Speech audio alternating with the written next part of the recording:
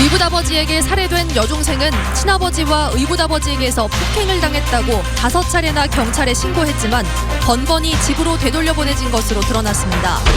의붓아버지의 성폭력을 신고한 여중생이 보복 살해당하기까지 경찰 대응에 비판이 있는 가운데 다른 사건에서도 경찰 기강 문제가 드러났습니다. 올해 초 광주 수도검침원들이 가혹한 노동에 시달리고 있다는 보도가 나간 뒤 상수도 사업본부가 대책을 약속했지만 나아진 건 거의 없습니다. 5.18 광주의 참상을 알리기 위해 전국 각지에서 목숨을 던졌던 젊은이들의 숭고한 희생이 새롭게 조명되고 있습니다. 여러분 안녕하십니까? 광주 MBC 뉴스데스크입니다. 의붓아버지에게 살해당한 여중생은 친아빠한테도 학대를 당했다고 어제 보도해드렸습니다. 그런데 친부가 때려서 신고하면 계부 집으로 보냈고 계부가 학대하면 다시 친아빠한테 보내는 악순환의 연속이었습니다. 학대를 당하면서도 피할 곳이 없었던 이 아이는 제도의 보호도 제대로 받지 못했습니다. 우종훈 기자가 취재했습니다. 숨진 여중생 A양은 의붓아버지뿐만 아니라 친아버지로부터도 심한 학대를 당했습니다. 친딸에게 심한 매질을 한 사실을 인정한 법원은 지난 2016년 5월 친아버지에게 접근금지 명령을 내렸습니다. 숨진 A양은 친부가 있는 목포에서 친모가 있는 이곳 광주로 왔지만 여기서도 주변의 도움을 받지는 못했습니다. 의붓아빠 김 씨는 매질을 하는 것도 모자라 음란 사진을 찍어 휴대전화로 보내는 등 성적 학대를 일삼았습니다. 이거는 그 가해자가 자기 이 사진을 찍어서 보내면서 너도 찍어서 보내주라 이런 얘기. 소녀는 의붓아빠와도 못 살겠다며 2016년 9월 광주의 모 아동보호 전문기관을 찾아 구해줄 것을 호소했습니다. 의붓아빠 김 씨는 지난해 1월 아동학대 혐의로 재판에 넘겨졌지만 법원은 양육 상담을 받을 것을 명령하고 A양의 보호자로 친아버지를 선택했습니다. 결국 가해자에게 되돌려보낸 셈입니다. 안정적으로 하여튼 아동이 이 가정에서 좀 있을 수 없겠다 판단하여서 이제 친권이 있는 친부가 비가해 부모로 해갖고서는 이제 친부 집으로 가게 되는 거죠. 이렇듯 법원의 결정에 따라 A양은 친아버지가 사는 목포와 의붓아버지가 사는 광주를 오갔지만 폭력은 그치지 않았습니다. 광주 MBC 취재 결과 폭력을 견디지 못해 여학생이 경찰에 신고한 것만 목포에서 2번, 광주에서 3번인 것으로 확인됐는데 결국 친아버지와 의붓아버지로부터 보호받지 못했습니다. 한편 친어머니 유 씨는 법원에서 열린 영장실질심사에서 취재진의 질문에 입을 굳게 다물었습니다. 혐의 인정하셨는데 딸 왜 살해하신 겁니까? 유 씨는 경찰 조사에서 혐의를 부인하던 그동안의 입장을 바꿔 남편 김 씨의 폭력이 무서워 살인을 말리지 못했다며 자신의 혐의를 인정한 것으로 알려졌습니다. MBC 뉴스 우종훈입니다. 국가인권위원회가 이 사건에 대한 경찰의 대응 조치가 적절했는지 직권으로 조사하기로 했습니다. 국가인권위는 의붓아버지의 성범죄를 경찰에 신고했던 딸이 18일 만에 살해당한 사건과 관련해서 경찰의 피해자 보호조치 소홀 등 인권 침해가 있었는지 파악하기 위해서 직권조사를 결정했다고 밝혔습니다. 마땅히 기댈 곳이 없어서 경찰에 신고했는데 관할을 따지느라 시간을 허비해서 결과적으로 죽음을 막지 못한 경찰의 대응에 비판이 계속되고 있습니다. 검경 수사권 조정 등을 감안하면 경찰이 한층 분발해야 할 텐데 최근에 불거진 몇 가지 사례들은 시민들의 걱정을 키우고 있습니다. 보도에 송정근 기자입니다. 14살 여중생 살해 사건에서 시민들이 비난하는 것은 범죄를 저지른 당사자 부모들뿐만이 아닙니다. 경찰이 여학생 A양 입장에서 신속하게 수사했더라면 막을 수 있었던 불행을 막지 못했다는 비판이 일고 있습니다. 관할서 규정과 성폭력 범죄 수사 원칙만 따지다 사건이 접수된 지 20일 가까이 되도록 피의자에 대한 제대로 된 수사가 진행되지 않았기 때문입니다. 좀 늦었다고 생각을 하고요. 좀 빨리 대처를 했으면 좋았을 텐데 그런 아쉬움이 있습니다. 의붓딸 살인 사건에서 보여준 경찰의 늑장 대응 수사 논란뿐만 아니라 최근 경찰의 기강회의를 보여주는 사건이 잇따르고 있습니다. 지난주에는 경찰이 음주운전자에게 순찰차를 뺏기는 어이없는 일이 발생했습니다. 경찰이 음주운전자를 순찰차에 태운 뒤 잠깐 한눈을 판 사이 음주운전자가 순찰차를 훔쳐 달아났고 경찰은 화물차를 몰고 8km가량을 추격했습니다. 경찰은 해당 직원들에게 사실관계를 확인하는 한편 성실의무 등 국가공무원법 위반 여부를 들여다보고 있습니다. 사실관계 확인해서 저기 좋지. 왜냐면 그에 대해서 잘못한 부분이 있으면은 잘못한 부분에서 이제 자기를 찾는다고. 광주지방경찰청의 모 팀장은 현재 대기발령 상태입니다. 다른 팀에서 맡고 있는 사건의 수사 정보를 관련자들에게 알려줬기 때문입니다. 경찰은 이례적으로 사안의 심각성과 빠른 수사를 위해 총경을 단장으로 하는 TF팀을 꾸려 대기발령된 팀장과 사건 관련자들을 조사하고 있습니다. 늑장 수사 논란과 함께 일부 경찰의 기강회의로 인해 시민들의 불신이 커지고 있습니다. MBC 뉴스 송정근입니다. 경찰의 기강회의를 의심하게 만드는 또 다른 사례도 있습니다. 불법 게임장 업주가 사건 청탁을 위해서 경찰관에게 향응을 제공하고 성접대를 했다고 폭로했습니다. 김양훈 기자가 취재했습니다.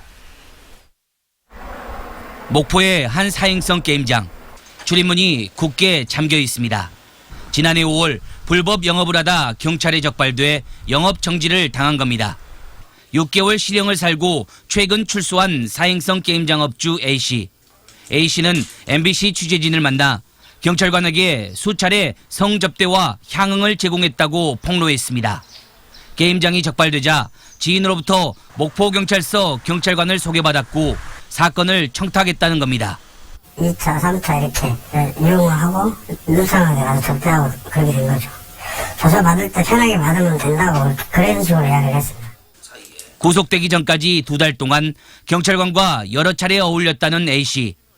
경찰관으로부터 100만 원을 빌려달라는 요구까지 받았다고 털어놨습니다.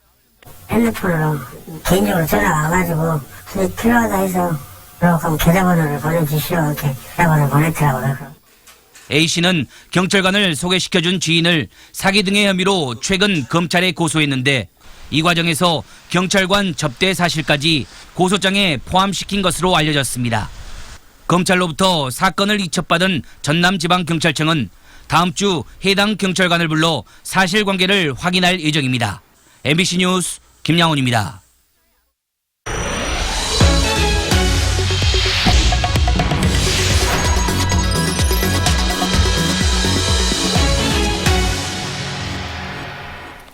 경무에 시달리느라 울면서 일했다는 수도검침원의 사연을 지난 1월에 보도해드린 바 있습니다.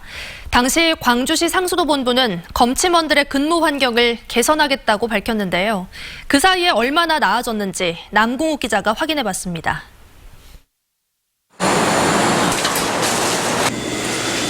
그 일을 하면서 눈물을 2번이나 흘렸습니다. 엄청나게 내가 힘들어가지고요. 네. 내가 그래가지고 저 지금 이제 다른 일을 하고 있어요. 더 치료를 받아야 돼요. 의사선생님도 나가지 말아 있습니다. 근데 이제 제 일을 제가 안 하면은 다른 누군가 동료가 더 힘들게 일해야 하기 때문에. 수도검침원 한 명이 한 달에 돌아야 하는 가구는 2,600가구입니다. 하루에 100가구, 많게는 하루 200가구를 돌아야 할당량을 채울 수 있습니다. 수도검침원의 가혹한 노동 현실을 보도한 지 3달이 지났습니다. 방송이 나간 후에 광주 상수도본부는 근무 환경을 개선하겠다고 했는데요. 현장이 어떻게 바뀌었는지 다시 한번 현장을 찾아가 봤습니다. 현장은 바뀐 게 없었습니다. 상수도본부에서 말한 인력 충원은 아직 이뤄지지 않았습니다. 개선된 부분은 없습니다. 밖에 아프든 어쨌든 간에 그 일은 해야 됩니다. 검침원들은 노동 환경이 나아지기는커녕 일을 하고도 돈을 못 받는 부당한 일을 당하고 있다고 하소연했습니다. 잦은 휴일 근무에도 월 1회밖에 휴일수당을 인정해주지 않아 일을 하고도 돈을 받지 못한다는 겁니다. 검침원들은 1인당 책임져야 할 가구 수가 많은 것도 문제이지만 평일에 검침을 하지 못하는 경우가 많아 휴일 근무는 일상이라고 이야기합니다. 거의 못해요. 사람이 안 계시고 지금 그리고 요새는 맞벌이를 많이 하시기 때문에 낮에는 거의 사람이 안 계시고. 수도검침원의 근무 환경 개선에 대해 광주 상수도본부에 취재를 요청했지만 상수도본부는 적극적으로 수도검침원의 근로환경 개선을 위해 노력하고 있다는 원론적인 입장만 밝힌 채 인터뷰는 거절했습니다. 적절한 보상을 받지도 못한 채 검침원들은 오늘도 아픈 몸을 이끌고 출근하고 있습니다. MBC 뉴스 남궁욱입니다. 5.18이 오늘날의 역사적 위상을 갖추게 된 데는 광주항쟁의 진실을 알리기 위해 희생된 수많은 시민들이 있었기 때문이었습니다.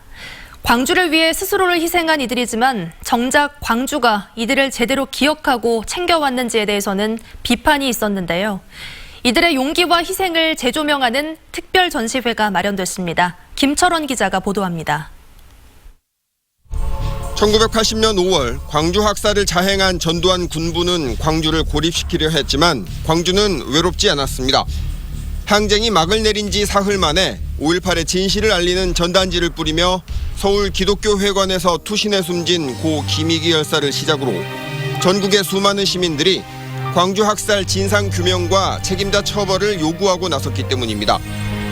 이 과정에서 수많은 이들이 분신과 투신 혹은 의문사로 목숨을 잃었지만 세월이 흐르면서 이들의 이름은 잊혀져 갔습니다. 그러던 중 지난 5.18 37주년 기념식에서 그동안 한 번도 불려지지 않았던 그들의 이름이 불려졌습니다. 전남대생 박관현, 노동자 표정두, 서울대생 조승만, 광주는 살아있다 외치며 숭실대 학생회관 옥상에서 분신 사망한 25살 숭실대생 박래전. 5.18 기록관이 이번에 마련한 전국의 5.18들 전시회는 바로 광주를 위해 희생한 이들을 광주가 기억하자는 취지에서 마련됐습니다. 전국의 5.18들이 없었다면 광주가 과연 광주의 한이 그리고 광주의 그 진실이 과연 전국에 되돌려질 수 있겠느냐 하는 것입니다. 5.18 기록관에 따르면 1980년대 5.18 진상규명을 직접적으로 요구하다 희생된 열사는 16명, 간접적인 기준으로 보면 127명에 달하는 것으로 나타났습니다. 광주는 그야말로 비탄과 울분과 침묵에 있을 때 전국에서는 이렇게 들고 일어났던 것이죠. 1980년, 84년도까지 무려 해마다 시위는 증가를 했습니다. 광주 항쟁과 6월 항쟁으로 이어지는 이들의 희생, 전국의 5.18들 기획전은 국회를 비롯한 전국 순회 전시회를 준비하고 있습니다. MBC 뉴스 김철원입니다. 올해 5.18 39주년 기념일에 5.18 진상규명 등을 촉구하는 대규모 집회가 열립니다. 5.18 민중항쟁 39주년 기념행사위원회는 오는 18일 정부 주관 공식 기념식과 별도로 5.18 민주광장에서 3만여 명 규모의 범국민대회를 열기로 했습니다. 범국민대회에는 5.18 시국회의 등 시민단체 등이 참석해 진상규명과 망언의원 퇴출, 역사왜곡 처벌법 제정을 요구할 예정입니다. 올해 전야제는 전일 빌딩 무대에서 주요 행사를 치르던 이전 행사와 달리 시민과 배우들의 행진과 민주성회 재연 행사로 추진됩니다. 광주 시내버스 노조가 임금 인상을 요구하며 전남노동위원회에 쟁의 조정을 신청했습니다. 시내버스 노조는 주 52시간 근무에 따른 노동시간 감축 등을 고려해 임금 10.9% 인상을 요구했지만 사측은 적자 누적 때문에 노조의 요구를 들어줄 수 없다는 입장입니다.